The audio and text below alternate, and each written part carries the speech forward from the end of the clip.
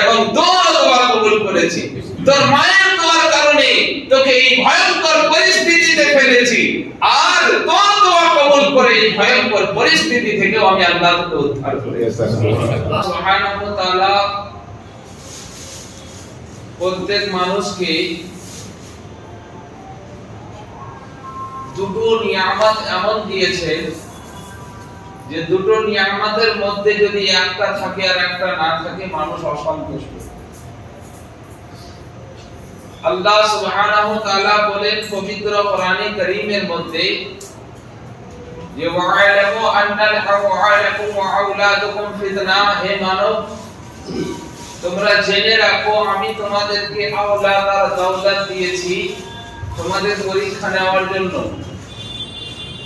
তো আল্লাহ পাকের কেমন কুদরতি করিশ্মা দেখুন যে আল্লাহ সুবহানাহু ওয়া তাআলা আওলাদ আর দৌলত দুটো নিয়ামত এমন দিয়েছেন যে কারোর কাছে আওলাদ আছে দৌলত নেই, তো সেই ব্যক্তিটা কিন্তু অসুখী, অসন্তুষ্ট যে আল্লাহ আমাকে আওলাদ তো দিয়েছো কিন্তু এই আওলাদকে পরওয়ারিশ করার জন্য দৌলত নেই। আর কাউকে যদি দৌলত দিয়েছে আর আওলাদ দেয়নি, তো সেই ব্যক্তিও অসন্তুষ্টি প্রকাশ করে আল্লাহ তুমি আমাকে এত দৌলত দিয়েছো কিন্তু আমার এই দৌলত ভোগ করার মতো আওলাদ তো নেই, তো এই দৌলত কাজের কিসে?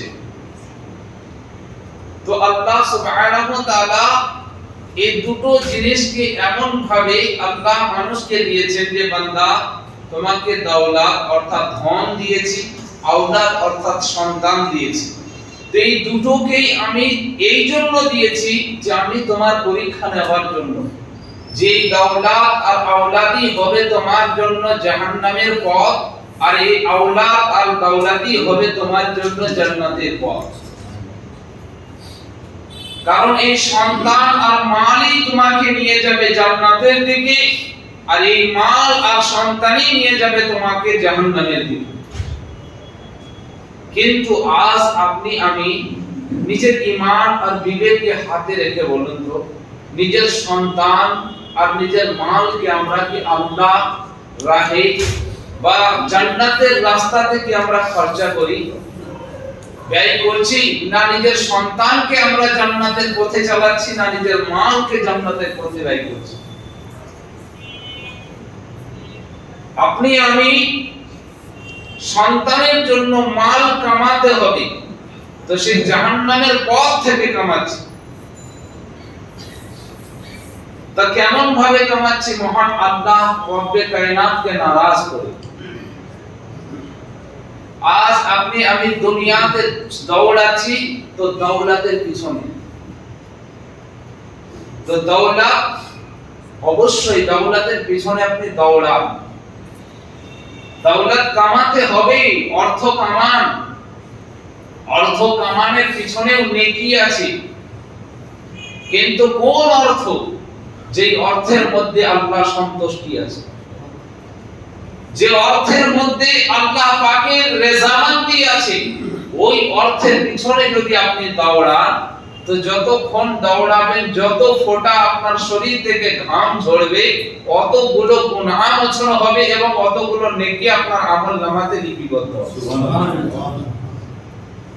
কিন্তু আপনি আমি নিজের সন্তানকে তো আওয়ারা বানাচ্ছি, আর সেই আওয়ারা সন্তানের জন্য আওয়ারা পরিবার খুঁজে শুধু দৌলতের মানে নেশার দিকে আমরা এগিয়ে যাচ্ছি। তো আল্লাহ সুবহানাহু ওয়া তাআলা সন্তান আর মাল কেন আপনাকে আমাকে নিয়ামত হিসাবে দিয়েছে এটাকে তো জানা দরকার, যে মালই বা আল্লাহ কেন নিয়ামত বললেন আর সন্তানই বা কেন আল্লাহ পাক নিয়ামত বললেন। এই মাল আর সন্তান কাজের কিসে, কি কাজ দেবে? আপনি আমি যখন শেষ পরিস্থিতিতে যখন পৌঁছাবো, আপনি আমি যখন শেষ জায়গাতে যখন পৌঁছাবো, যখন আপনার আমার শক্তিহীন হয়ে যাব, যখন আপনার আমার শরীর চলবে না,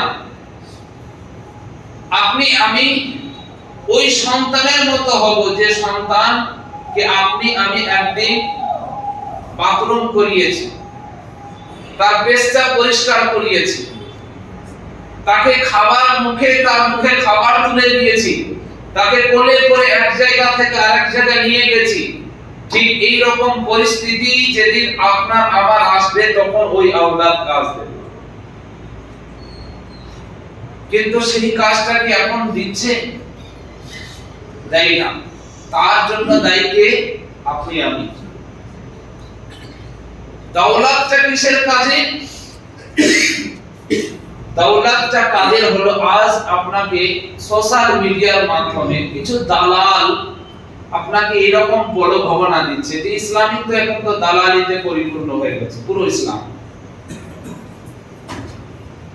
কারণ পয়সাওয়ালাদের পা চাটার জন্য, পয়সাওয়ালাদেরকে সন্তুষ্টি করার জন্য বিভিন্ন রকম ভাবে নিজের মন গড়া জিনিসকে বলে মানুষকে একদম ঝাঁসা লাগাচ্ছে।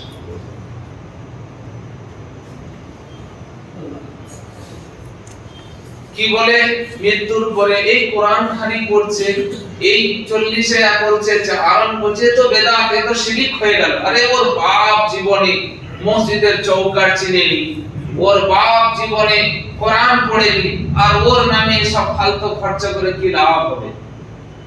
আপনি আমি জিন্দেগিতে তো কোরআন ও হাদিসের কাছে পৌঁছাইনি, বাস। তাহলে আমরা জানবো কি করে? আমরা ওখানে সীমাবদ্ধ। তাহলে ঠিকই তো বলছে সব ফালতু, এসব করা যাবে না। তো কি করা যাবে? তো বড় বড় যারা বেকারি আছে, স্ট্যান্ডার্ড মালদার, তাদেরকে নিমন্ত্রণ কর আর একদিন ভোজ খাইয়ে বিদায় করে দে।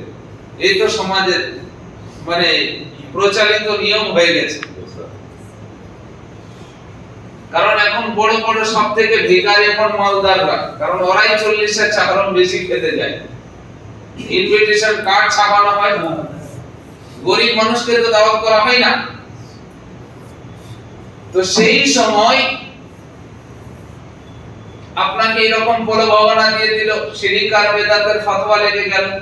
কিন্তু এই জায়গাতে আপনাকে কোরআন ও হাদিসের আমি হাজার দলিল দিয়ে আপনাকে বোঝাতে পারি, কিন্তু আপনার আমার যে পরিস্থিতি, কোরআন ও হাদিসকে বোঝার মতো আমাদের ক্ষমতা নাই। কারণ কোরআন ও হাদিসের সঙ্গে তো আমাদের কোনো সম্পর্কই নাই।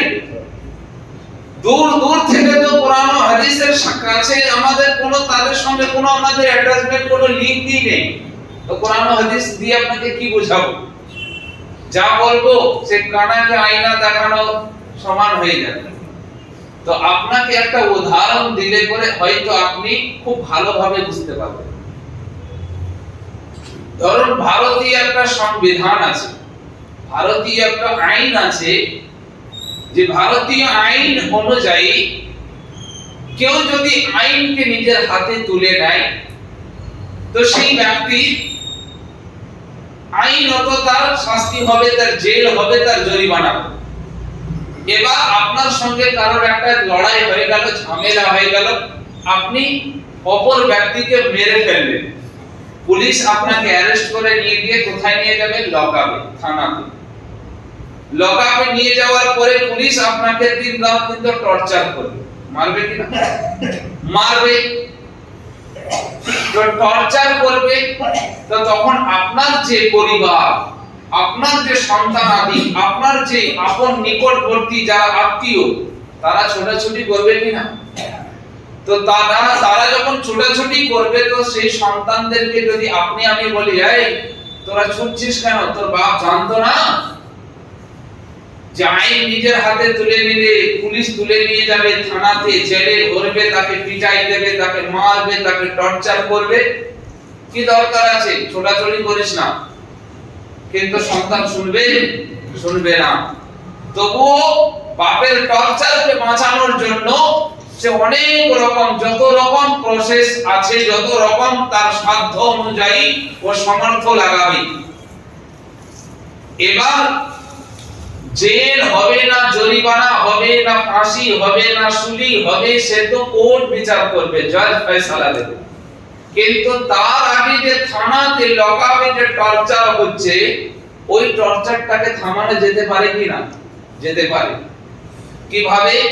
যদি কোনো এমএলএ, কোনো এমপি, কোনো বড় নেতার সোর্স নিয়ে বা কোনো বড় হাই র্যাঙ্কের অফিসারের সোর্স নিয়ে যদি আপনি থানাতে যদি একটুকু আপনার হয়ে যদি সুপারিশ করে দেয়, তো ওই থানার ওসি আপনার ওই আপনজনের টর্চারটাকে বন্ধ করে দেবে। ওর প্রতি যে মারপিট হচ্ছিল সেটা কিন্তু বন্ধ হয়ে যাবে। এবার ও আসলে ও মানে দোষী না নির্দোষ সে তো কোর্টে প্রমাণ হবে, সে তো জজ ফয়সালা দেবে। অনুরূপ বলার বক্তব্য হলো, মানুষ যখন মারা যায় তো সে কবর জেলখানাতে গিয়ে, সে আপনার জেলখানাতে, কবর হলো একটা জেলখানা স্বরূপ, সেখানে পৌঁছে যায়। আর কাল মাহশরের ময়দানে মহান আল্লাহ বিচার করবে, জান্নাতি হবে না জাহান্নামী হবে সে তো কিয়ামতের দিনে হিসাব হবে। তো এই জেলখানা থেকে বাঁচানোর জন্য, যেমন জেলখানার টর্চারকে বাঁচানোর জন্য কোন এমপি এমএলএ সুপারিশ নিয়ে গেলে যেমন তার মারপিট বন্ধ হয়ে যায়, তেমন কবরের আযাব থেকে পরিত্রাণ দেওয়ার জন্য সন্তান সন্ততি দুনিয়া থেকে যদি কোন নফল ইবাদত করে তাকে যদি সাহায্য করে, তো তার কবরের আযাব হালকা হয়ে যায়।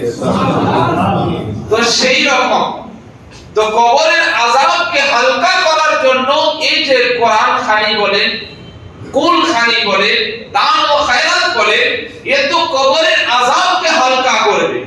যেমন থানাতে টর্চার হচ্ছিল, টর্চারটা বন্ধ হয়ে গেল কোন ব্যক্তির সুপারিশে, অনুরূপ এটাও হলো একটা সুপারিশ স্বরূপ। কোরআন খানি হলো একটা সুপারিশ স্বরূপ, কুল খানি হলো একটা সুপারিশ স্বরূপ, দান ও খায়রাত হলো একটা সুপারিশ স্বরূপ।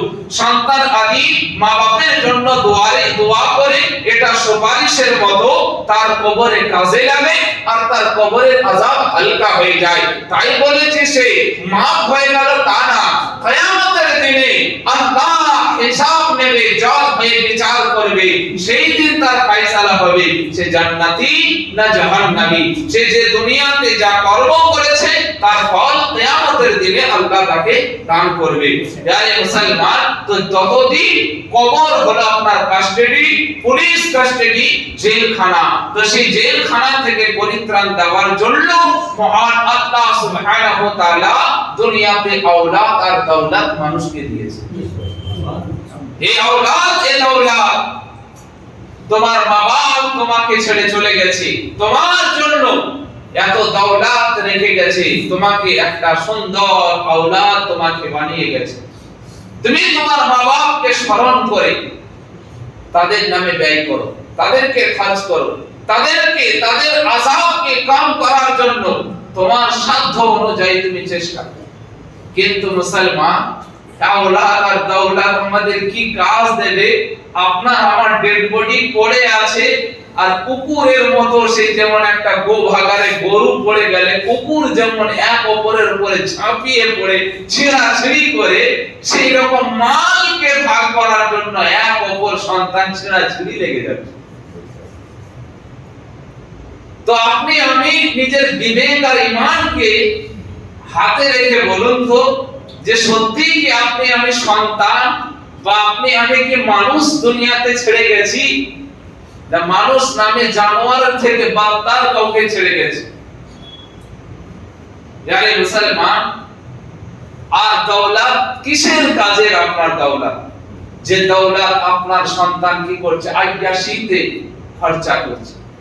আপনি রক্তকে পানি করে, আপনি কত কষ্ট মেহনত করে, তিল তিল করে আপনি বিল্ডিং বানিয়ে গেছেন, ব্যাংক ব্যালেন্স বানিয়ে গেছেন, আর আপনার ওই নালায়েক সন্তান কি করছে? জুয়াতে উড়াচ্ছে, মদের ভাটিতে উড়াচ্ছে। ওই সন্তান আওয়ারাগিরি করছে, নারীর পিছনে উড়াচ্ছে। হ্যাঁ, জায়গায় জায়গাতে আপনার ফ্যাশনে, আপনার মলে, পার্কে, ডিস্কোতে গিয়ে আপনার ওই দৌলতকে আপনার হারাম পথে ব্যয় করছে। এর জবাব আপনাকে কবরে দিতে হবে, এর জবাব আপনাকে কবরে দিতে হবে। সন্তান যদি একটা নেকি করে তার বদলা মা বাপ কবরে পাবে, সন্তান যদি একটা গুনাহ করে তার সাজা মা বাপকে কবরে ভোগ করতে হবে। দুনিয়াতেও করতে হবে, আখিরাতেও করতে হবে। দুনিয়াতেও তার বদলা তাকে পাবে, আখিরাতেও তার বদলা, তার পরিণাম তাকে ভোগ করতে হবে। কারণ তুমি তার কাজে দুনিয়াতে হয়েছে। কোরআন বলে ওয়াকুর রব্বি রাহমুহুমা কামা রাব্বায়ানি সগীরা। আল্লাহ পাক বলেছে দুনিয়ার রব হলো মা-বাপ। রব শব্দের অর্থ হলো, শাব্দিক অর্থ হলো ছোট থেকে যে বড় করে তাকে রব বলা হয়। লালিত পালিত করে ছোট থেকে বড় করে। তো মা-বাপ আমাদেরকে ছোট থেকে লালন পালন করে বড় করে। তো রব শব্দের অর্থ হলো পালনে বলা, यानी পাল পোষ করে যে বড় করে তাকে রব বলা হয়। তো রব হাকিকি রব হলো আল্লাহ। কিন্তু দুনিয়াবি যেহেতু মা-বাপ আমাকে আপনাকে ছোট থেকে লালন পালন করে বড় করছে, যার জন্য আল্লাহ পাক বলছে সেও একটা রব। তো আচ্ছা বলুন, এইটা তাহলে শিরিক হয়ে যাওয়া দরকার ছিল, তাই না? এটা তো বড় শিরিক হওয়া দরকার ছিল। তাহলে আল্লাহর প্রতি শিরিকের ফতোয়া লাগানো দরকার। যে আল্লাহ পাক বলছে যে তুমি তোমার রবের জন্য দোয়া করো। রব মানে তোমার মা-বাপের জন্য দোয়া করো। মা-বাপ বলেনি, রব বলেছে। তো রব তো আল্লাহকে বলা হয়, তো মা-বাপের জন্য রব লাগাচ্ছে। তাহলে আল্লাহর প্রতি শিরক, তাহলে আল্লাহ শিরিক করেছে। মাযাল্লাহ আস্তাগফিরুল্লাহ। কিভাবে আপনাকে আমাকে গোমরাহ করে? আসলে কোরআনকে বুঝতে গেলে, হাদিসকে বুঝতে গেলে সেই রকম ঈমান আর সেই রকম আপনার আল্লাহ পাকের তরফ থেকে সেই রকম জ্ঞান, আল্লাহর রহম ও করম হওয়া দরকার আছে, রাসূলুল্লাহর ফয়জ ও করম হওয়া দরকার আছে, তবেই কোরআন ও হাদিসকে বুঝতে পারবে। তো আপনার আমার সন্তান সন্ততিকে আমি কি করছি? দুনিয়াতে আবারা তৈরি করছি। দুনিয়াতে যখন সন্তানকে বলা হয়েছে, দুনিয়ার সন্তান যখন 5 বছর 7 বছর বয়স হয়ে যাবে, ওই সন্তানকে মসজিদের রাস্তা চেনাও, তাকে নামাজের দিকে নিয়ে যাও, সেই সন্তানকে মুহাম্মদুর রাসূলুল্লাহর জীবনী শোনাও, তার নাম মুখস্থ করাও, তার নামে দরুদ পড়া করাও। যখন রাসূলুল্লাহর জীবনী সম্পর্কে সে অবগত হয়ে যাবে যে আমার যিনি পথ প্রদর্শক, আমার যিনি নেতা, তিনার আদর্শ এইরকম ছিল, তাহলে আমাকে সেই রকম আদর্শবান হওয়া দরকার। তো সেই সন্তান অটোমেটিক তার দিলের মধ্যে খৌফে খোদা জাগবে। আর যার দিলের মধ্যে আল্লাহর ভয় আছে, যার দিলের মধ্যে মওতের ভয় ঢুকেছে, সেই ব্যক্তি দুনিয়াতে কোনোদিন তার দ্বারাতে অন্যায় হবে না। আর তার কাছ থেকে তার মানে মা-বাপ এতটুকু শব্দ কখনো বলার সুযোগ পাবে না। কোরআন বলতে আছে, ওয়ালা তাকুল্লাহুমা উফিউ ওয়ালা তানহারহুমা ওয়া কুল্লাহুমা কাওলান কারীমা। যে হে দুনিয়ার মানব, তোমরা নিজের মাতা পিতাকে উফ শব্দ ব্যবহার করার সুযোগ দিও না। কারণ মা-বাপ যখন উফ বলে ওঠে, তখন আল্লাহ আরশ পর্যন্ত কেঁপে ওঠে। এবার কোন সময় মা-বাপ যদি আপনাকে আমাকে জাহান্নামের দিকে নিয়ে যায়, তো তার কথাতে সেই জাহান্নামের পথে চলতে হবে নাকি? তো মা-বাপও জাহান্নামী হবে, সন্তানও জাহান্নামী হবে। মা-বাপ যদি নেক কাজের দিকে নিয়ে যায় আর সেই কথাকে যদি অমান্য করে, মা-বাপের যদি বিরুদ্ধে এগেইনস্টে যায়, তাহলে করে ওই সন্তান হলো জাহান্নামী, ওই সন্তান হলো মা-বাপের অবাধ্য, ওই সন্তান দুনিয়া ও আখিরাত দুটোকেই বরবাদ করবে। আর মা-বাপ যদি বলে আপনি নামাজ পড়তে যান, মা-বাপ যায় নামাজ পড়তে যাবি না, তো মা-বাপের কথা শুনে নামাজ ছেড়ে দিতে হবে নাকি? ওই সময় জিহাদ করতে হবে। মা-বাপকে ছেড়ে দাও, কিন্তু নামাজ ছাড়িও না। কারণ মা-বাপ কি আসল তো আল্লাহ। মা-বাপ যদি বলে যে অমুকের হারামে রোজগারটা করে নিয়ে আয়, দরকার নেই মা-বাপের কথা শোনা। হ্যাঁ, মা-বাপের কখন কথা শুনবেন? মা-বাপ যদি আপনার প্রতি সত্যিকারের যদি আপনার মা আর বাপ হয়, তাহলে সে আপনাকে হারাম কাজ থেকে আপনাকে সে থামাবে, আপনাকে প্রতিবাদ করবে, বলবে বেটা খেতে নাও পেলে পরে কখনো অসৎ পথে যাবে না, কখনো ভুল পথে যাবে না, কখনো অন্যায় পথে যাবে না, কখনো খারাপ গুনাহ রাস্তাতে হাঁটবে না।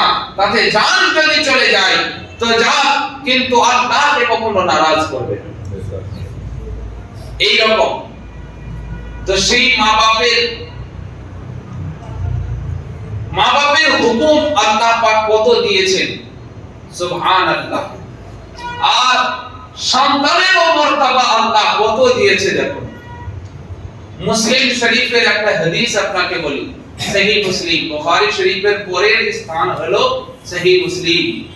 এই সহিহ মুসলিম শরীফের হাদিস আনুমানিক 8902 বা 3 এইরকম হাদিস নাম্বার আপনার। তো এই হাদিসে পাকের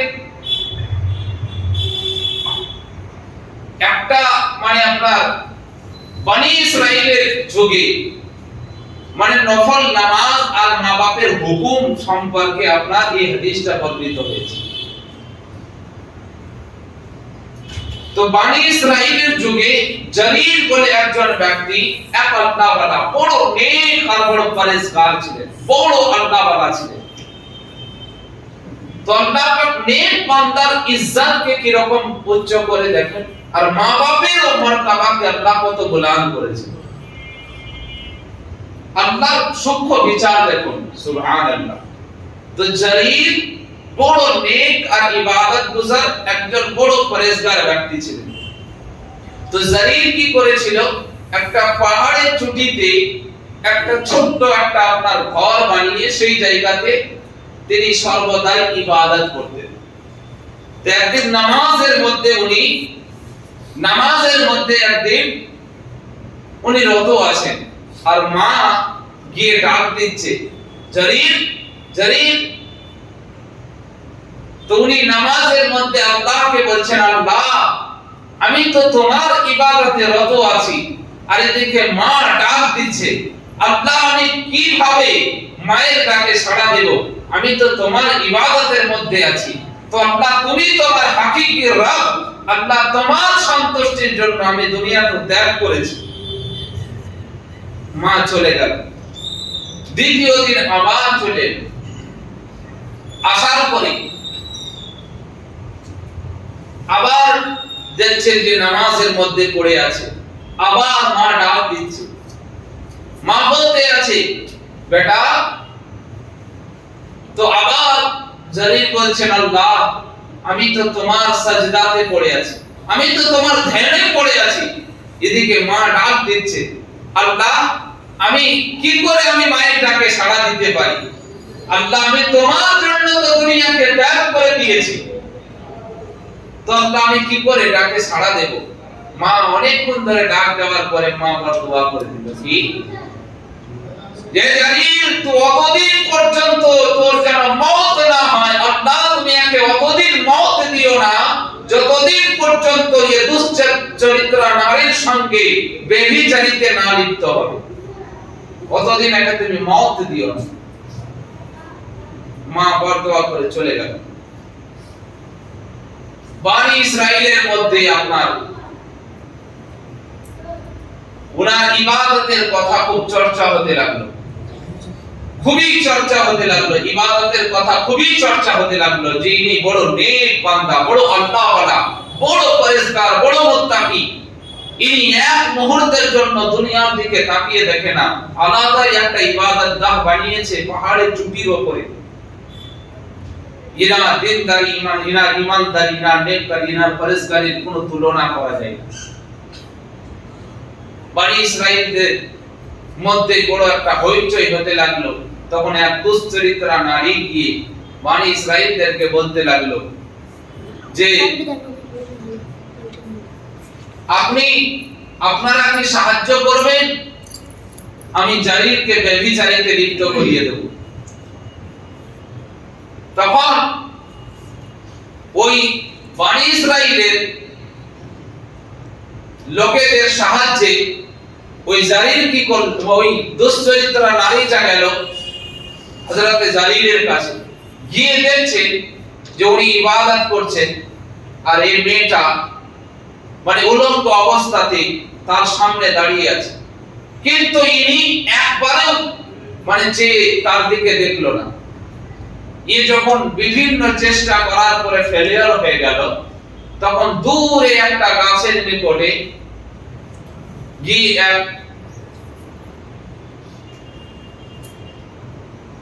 হঠাৎ করে দেখছে এ নারী দূরে গিয়ে একটা গাছের নিকটে এক রাখাল বসে আছে। সেই রাখালকে বলতে লাগলো যে রাখাল তুই আমার সঙ্গে ব্যভিচারী কর। তো ওই রাখালের সঙ্গে ও ব্যভিচারী করে সে অন্তঃসত্ত্বা হলো, সে গর্ভবতী হলো। যখন সে গর্ভবতী হলো তখন ওই দুশ্চরিত্রা নারী তখন বলতে লাগলো যে দেখো ও জারির যে পাহাড়ের চটির মধ্যে ইবাদত করছে, যে দেখো এত আল্লাহ আল্লাহ করছে, আর ওই ব্যক্তি আমার সঙ্গে নাজায়েজ সম্পর্ক করে আমাকে গর্ভবতী করে দিয়েছে, আমাকে স্বীকৃতি দেয় না। সমাজ তোমরা বিচার করো। সমস্ত বনি ইসরাইলের লোকেরা গিয়ে তিনাকে ওই ঘর থেকে, ওই ইবাদতগাহ থেকে টেনে বের করে তার ঘরকে ভেঙে দিয়ে তাকে মারধর করতে লাগলো। হযরত জারির বলছে যে আমার অপরাধ কি, আমার অন্যায় কি? তা বলছে হ্যাঁ তুমি ভণ্ড, তুমি এইরকম ভাবে ইবাদতের নাম করে মানুষকে ধোঁকা দিচ্ছ, চিটিং করছো, আর একটা নারীর জীবন নষ্ট করে দিয়ে তুমি এরকম ভাবে মানুষকে ধোঁকা দিচ্ছ। হযরত জারির বলছে ঠিক আছে, তোমরা মার ধর যা করলে আমাকে 2 রাকাত নামাজ পড়তে দাও, আমাকে 2 রাকাত নামাজ পড়তে দাও আল্লাহর কাছে। আল্লাহু আকবার। যখন এই নামাজের মধ্যে সাজদায় রত হয়ে গেলেন, আল্লাহ এ কেমন বিচার তোমার? আল্লাহ আমি তো কোনদিন ওই নারীর দিকে চেয়েও দেখিনি, আর এরকম ভাবে তুমি আমাকে কিরকম ভাবে অপমানিত করছো। আল্লাহ তুমি যে পথে রাজি আমিও সেই পথে রাজি। মহান আল্লাহ পাক বলতে আছেন জারির ওই বাচ্চার পেটে একটা ঘুষি মেরে বাচ্চাকেই বলো, বাচ্চাই জবাব দিয়ে দিবে যে তার পিতাকে। জারির উঠলেন, ওঠার পরে ওই বাচ্চার পেটে একটা দাবান মেরে ঘুষি মেরে বলছে এই বাচ্চা বল তোর পিতাকে। ওই দুধ খাওয়া বাচ্চা, 1 দিনের বাচ্চা মায়ের পেট থেকে আপনার বলতে আছে যে আমার পিতা হলো ওই দূরে যে ছাগল চড়াচ্ছে রাখাল, ওই রাখাল হলো আমার পিতা। এ জারির নয়, খোদার করিশ্মা দেখুন, আল্লাহর কুদরত দেখুন। তখন সেই বনি ইসরাইল বলতে আছে তাহলে তো আমরা জুলম করলাম। এদিকে জারির আল্লাহর কাছে দোয়া করছে, আল্লাহ এ তোমার কি এমন বিচার, এ তোমার কি লীলা, এর করিশ্মা, এর কি এমন? আল্লাহ রহস্য আমাকে একবার বলো। মহান আল্লাহ পাক বলতে আছেন জারির তোর মা তোর জন্য বরদোয়া করেছিল, আমি আল্লাহ সেই বরদোয়াকে কবুল করে তোকে এই সিচুয়েশনে এনেছি। আর তুই যে আমার ইবাদত করেছিস, আমাকে যে রাজি করেছিস, আমাকে যে সন্তুষ্ট করেছিস, তার জন্য আমি তোর দোয়া কবুল করে ওই দুধ খাওয়া বাচ্চার মুখ থেকে আমি তোর ইজ্জত বাঁচিয়েছি। যে তোর মায়ের দোয়া কবুল করেছি এবং তোর দোয়া কবুল করেছি। তোর মায়ের দোয়ার কারণে তোকে এই ভয়ঙ্কর পরিস্থিতিতে ফেলেছি, আর তোর দোয়া কবুল করে এই ভয়ঙ্কর পরিস্থিতি থেকে আমি আল্লাহ তোকে উদ্ধার করেছি। যারা মুসলমান, তো কোরআনে কারীমের মধ্যে মহান আল্লাহ সুবহানাহু ওয়া তাআলা সমস্ত রাস্তা দিয়েছে।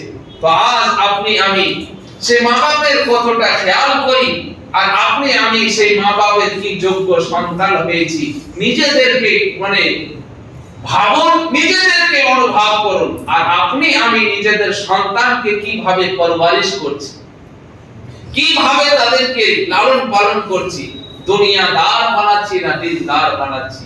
আল্লাহু আকবার। আপনার আমার সন্তান তো এতটাই নালায়েক, এতটাই অযোগ্য হয়ে আছে যে আল্লাহু আকবার যখন আপনি আমি মারা যাই তো গোসলটা দেওয়ার ক্ষমতা রাখে না। আপনি আমি যখন মারা যাব কাফনের কাপড়টা পরানোর ক্ষমতাটা রাখে না। আপনি আমি যখন মারা যাব কবরে নামানোর ক্ষমতাটুকু রাখবে না। আপনি আমি যখন মারা যাব জানাজা পড়ানো তো দূরের কথা, ও নিজে জানাজা নিজেই পড়ার ক্ষমতাটুকু রাখে না। তো আপনি কিসের জন্য সন্তান রেখেছেন? আপনি কি একবার ভেবেছেন যে আল্লাহ আপনাকে ধন আর সন্তান কেন দিয়েছে? কারণ আপনার অন্তিম সংস্কার করার জন্য, শেষ বিদায়ের সময় আপনার সাহারার জন্য আল্লাহ আপনাকে ধন আর সন্তান দিয়েছে। কিন্তু সেই ধন আর সন্তান আপনার কাজে লাগে না, ওই ধন আর সন্তান আপনাকে জাহান্নামে নিয়ে যাওয়ার জন্য কাজে ব্যয় হয়। কারণ সেই দিন আপনার ধন, আপনার সন্তান আপনার সাহারা হয় না, বরঞ্চ অন্যের সন্তান অন্যের ধন আপনার সাহারা হয়ে দাঁড়ায়। অন্য সন্তান অন্য ধন আপনার সাহারা হয়ে দাঁড়ায়, সে আপনার কাজে আসে। কিন্তু আপনার জন্ম দেওয়া প্রকৃত সন্তান আপনার কাজে আসে না, আপনার মাল আপনার কাজে লাগে না। সেদিন অন্যের মাল অন্যের সন্তান এসে আপনার সৎকার্য করে, আপনার সাহারা হয়ে আপনাকে সেই শেষ বিদায়টুকু দেয়। তাহলে মুসলমান, আপনি আমি যে ধন আর সন্তানকে বড় গর্ব করে, বড় অহংকার আর ফাকার করে, ঘমন্ড করে দুনিয়াকে দেখায় আমার সন্তান অমুক, আমার সন্তান তমুক, আমার সন্তান এই, আমার সন্তান ওই, আমার সন্তান লাখ টাকা রোজগার করে, এ তো তোমার মুখের তামাশা মারছে। এ তো তোমাকে লজ্জিত হওয়া দরকার। কারণ তুমি তো দুনিয়াতে সন্তান রূপে তো একটা হিংস্র জানোয়ার রেখে গেছো। কারণ আরে ওর থেকে তো অনেক লাখ গুণ একটা চিড়িয়া, একটা পাখি, যে কিনা সকাল হলে আল্লাহ আল্লাহ করে, সন্ধ্যা হলে আল্লাহ আল্লাহ করে।